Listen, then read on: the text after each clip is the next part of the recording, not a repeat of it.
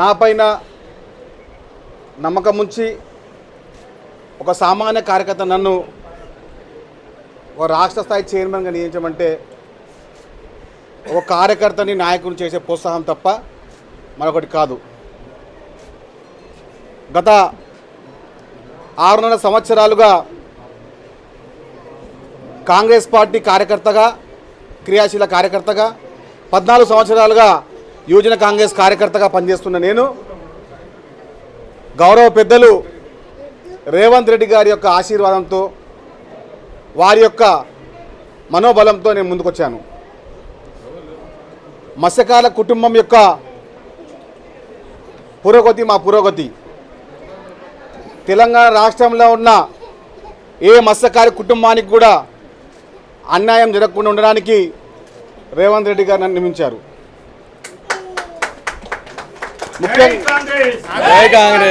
ముఖ్యంగా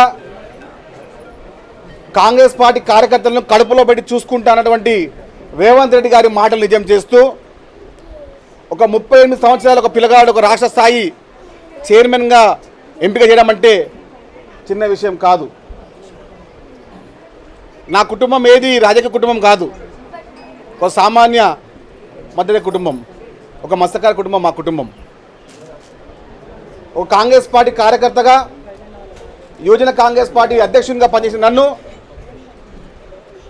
2020 సంవత్సరంలో ఫిషర్మెన్ కాంగ్రెస్ చైర్మన్గా నియమించడం జరిగింది. కాంగ్రెస్ పార్టీ యొక్క విభాగంలో, ఆ విభాగంలో న్యాయం చేస్తున్న నమ్మి గౌరవ పెద్దలు బడుగు బలహీన వర్గాల ఆశాజ్యోతి, మత్స్యకారుల యొక్క ఆరాధ దైవంగా నేడున్నటువంటి రేవంత్ రెడ్డి గారు, ముఖ్యమంత్రి రేవంత్ రెడ్డి గారు. రేవంత్ రెడ్డి గారు మరొక వైఎస్ఆర్ లాగా తెలంగాణ రాష్ట్రంలో కాంగ్రెస్ పార్టీని ఆయన బుధ సంఘాలపై తీసుకొచ్చి తెలంగాణ రాష్ట్రంలో కాంగ్రెస్ పార్టీ జెండా ఎగరేశారు. మీరు చూడొచ్చు, 2004 సంవత్సరంలో వైఎస్ఆర్ ఒక మాట చెప్పారు, కాంగ్రెస్ పార్టీ కార్యకర్తలు ఏ ఒక్క కార్యకర్త కూడా అన్యాయం జరగమని చెప్పి. అదేవిధంగా ఆయన మాటను నమ్మి రేవంత్ రెడ్డి గారి యొక్క నాయకత్వంలో పనిచేస్తున్నట్టు మాకందరికి కూడా యువజన కాంగ్రెస్ నాయకునిగా కానివ్వండి, మత్స్యకార కాంగ్రెస్ పార్టీ నాయకునిగా కానివ్వండి, నాకు అవకాశం ఇచ్చినటువంటి అఖిల భారత కాంగ్రెస్ పార్టీ అధ్యక్షులు మల్లికార్జున ఖర్గే గారు, అదేవిధంగా తెలంగాణ రాష్ట్ర ఇన్ఛార్జ్ అయినటువంటి దీపనాథ్ మున్షి గారు, నన్ను ఎప్పుడు రాజకీయంగా ముందుండి నడిపినటువంటి సలీం అహ్మద్ గారు కానివ్వండి, మాణిక్యం ఠాకూర్ గారు కానివ్వండి, రోహిత్ చౌదరి గారు కానివ్వండి, ఏ ఒక్క కాంగ్రెస్ పార్టీ కార్యకర్తకు, ఏ నిజమైనటువంటి కాంగ్రెస్ పార్టీ కార్యకర్తకు న్యాయం జరుగుతుందనే అది కాంగ్రెస్ పార్టీ మాత్రమే.